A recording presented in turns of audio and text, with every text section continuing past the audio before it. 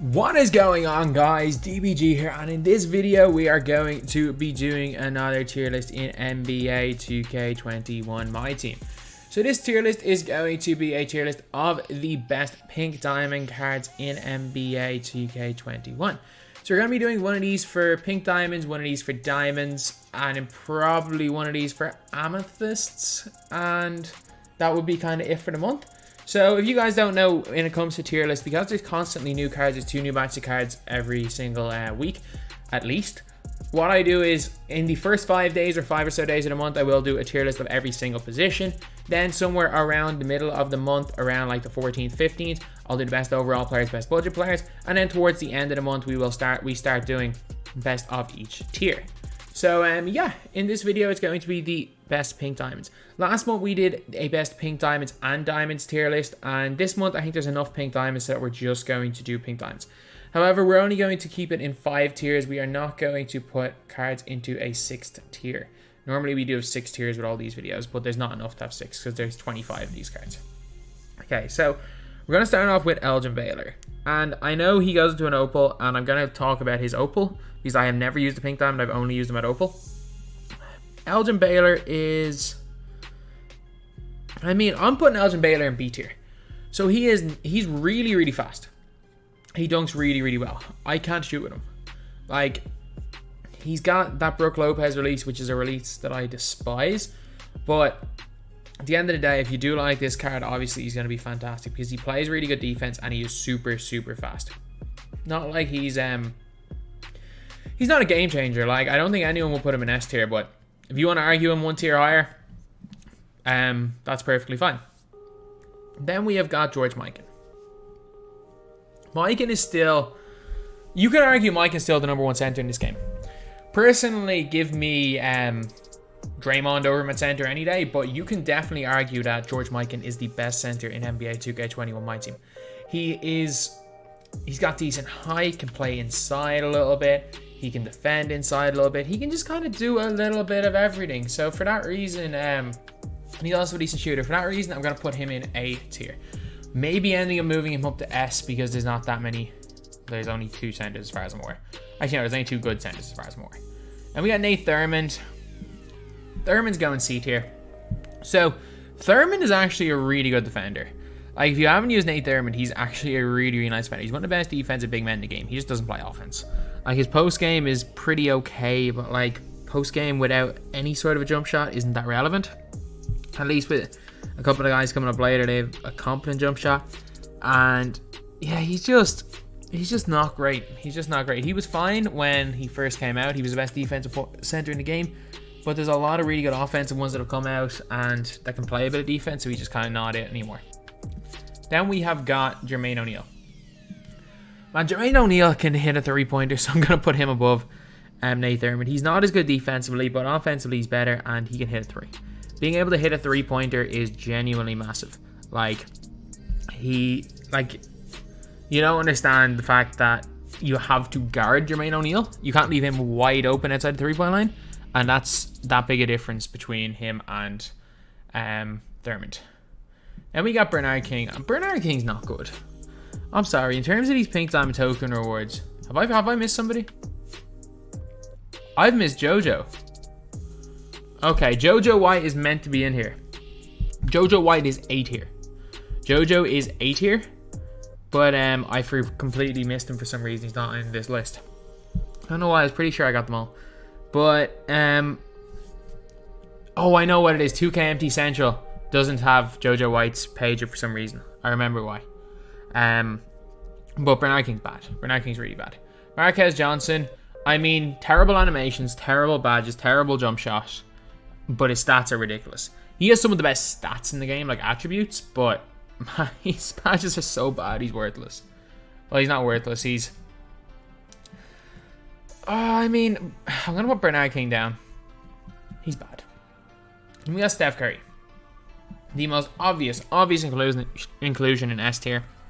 The best card in the game. And the only card that's even close to him is Darren Williams. There is no other card that is even...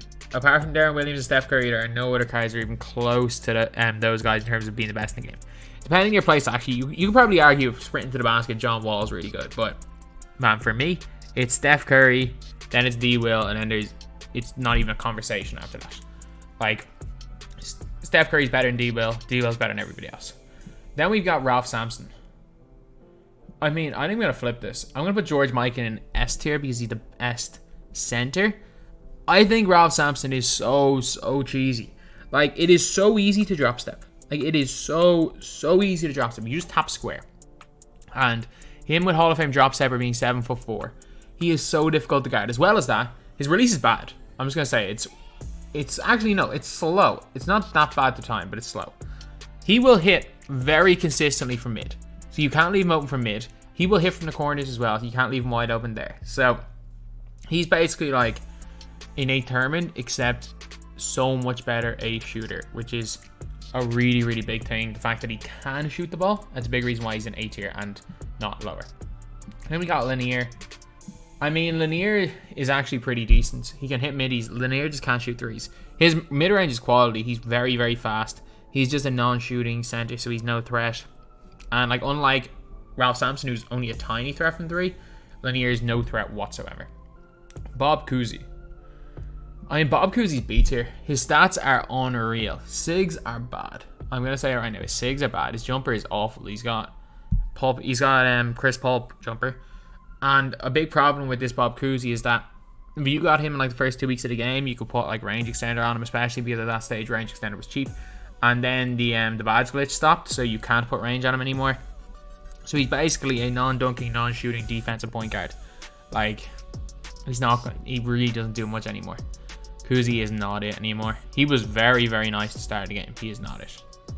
Dr. J, get into S tier. Dr. J belongs in S tier. The best wing in the game. Whether it's 2 guard or small forward, he is the best in the game at that position. Shoots the lights out. He's got a pretty good behind the back. Dunks on everybody. A lockdown defender. Super fast. Dr. J. No doubt about it. No doubt about it. Dr. J belongs in S tier. So, we're about halfway there. Let's go one more. Manu Ginobili. B. Manu's B. So, Manu can shoot, but he can't shoot from deep. He's quick. He's not super quick. He's a decent defender. He's not locked down. He kind of does everything at a decent enough level. He's definitely a player that I like. I'm going to say it now. I do like Manu Ginobili. I don't think he's worth 100k. And I don't think he's that high a level in terms of what compared to a lot of the other cards that are coming up.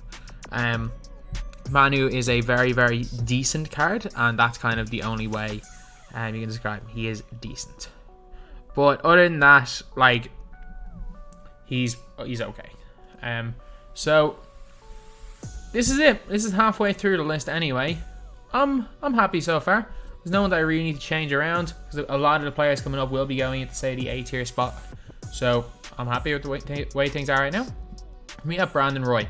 Brandon Roy is going C tier, and you might think I'm crazy, but for me, Brandon Roy doesn't have range or clamps.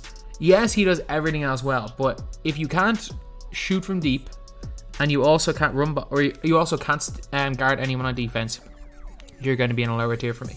It is just like, if you can get away with him, if you can find a way to hide him and try to get him into the corner on offense, he's got an unbelievable release and he's got hot zones everywhere, so he will be very good. But for me, he doesn't have enough. Like, I don't like him. I really don't like him. He didn't make my top 10 2 guards yesterday, and 2 guards a bad position. I've used him a few times. I really don't like him. Then we have got Dominique. Dominique is an A tier player. He's basically a downgraded Dr. J.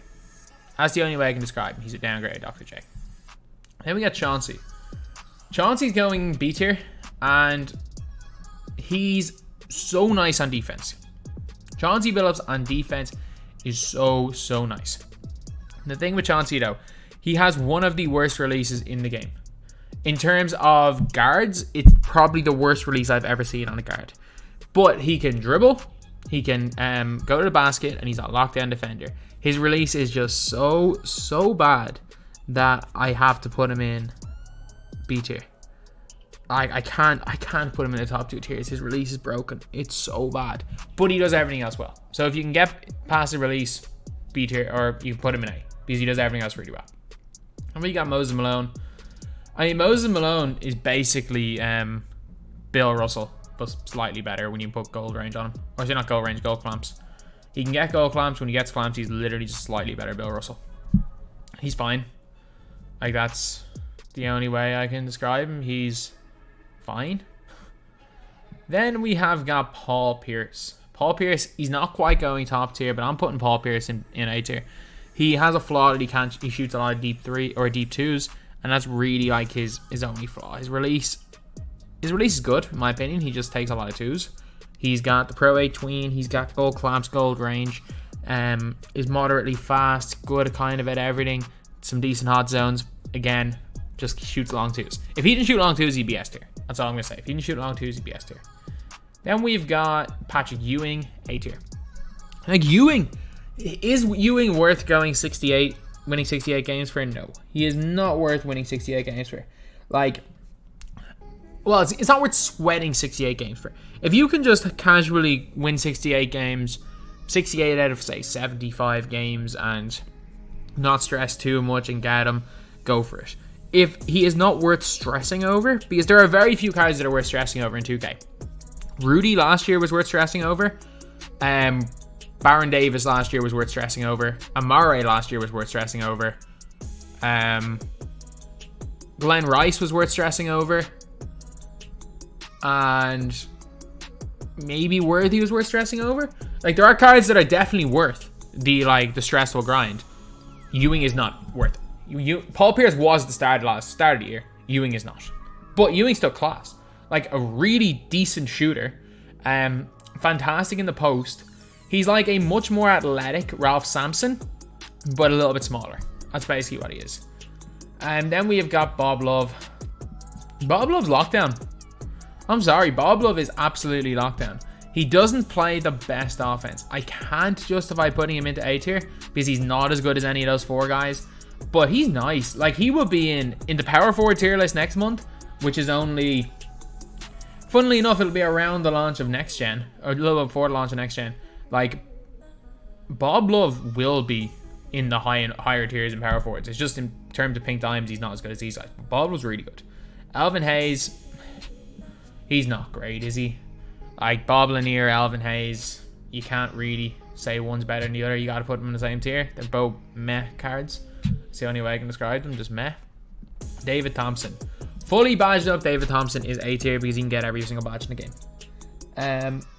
Super, super fast. Dunks on everyone. He's very, like, when he's fully badged up, he's very similar to a Dominique. But he's that little bit smaller, but he's faster. He's like Dr. J's speed, but a little bit small. He's like a Dr. J, but a little bit smaller. And wears dribble 6. But yeah, David Thompson fully badged up, A tier. Pete Maravich, offensively, S tier. Offensively, he's number 2 to Curry, but defense, he doesn't have clamps. I'm sorry, I can't put him above B tier. He doesn't have clamps. Brandon Roy is nowhere near as good offensively as Pete Maravich, so that's why he's 1 tier above. But yeah, Pete Maravich doesn't have clamps, so I can't put him above B tier. James Worthy. James Worthy's A. James Worthy is A. Like, he can get range, he can get clamps, he can get everything. He's got base 22, which is a great release. Plays defense, plays offense. Pretty fast, without question, A tier. Then we got John Wall. John Wall. I mean, I think I'm going to put John Wall here. I think I'm going to put him in S. He is so hard to guard. He's like, imagine a way better Derrick Rose. Like, literally, that's it. Imagine a way, way better Derrick Rose, who's a way better shooter and is way better at everything. That's literally what John Wall is. Imagine Derrick Rose better at everything. That's what you're getting from Wall. So, I think he'd be on the kind of edge, but I think S tier is where he belongs. Then we got Josh Smith. This is a tough one. Do I put him in S or do I put him up? Like, I don't think I can justify putting him above James Worthy. I really don't. Do I think he's better than James Worthy? Probably. Do I think he's enough better than James Worthy that I can put him an entire tier above James Worthy? I don't think so. I think he's borderline. Like, Josh Smith's definitely one of the higher ones in A tier, but I can't shoot with him. I'm sorry, he's got Brook Lopez release. I can't shoot with that. He's got Elgin Baylor release, like. So, yeah, that is pretty much it. And this is my tier list of pink diamonds. Let me know what you guys think. Again, this is all my opinion, so if you disagree with any of these picks, if you disagree with all of these picks, that is perfectly fine. I think no one's going to disagree with Curry in S tier or Bernard King in D tier, but obviously there is room for debate everywhere else. So anyway, yeah, that is pretty much it. That's the video. Thank you guys for watching. Please like, comment, and subscribe.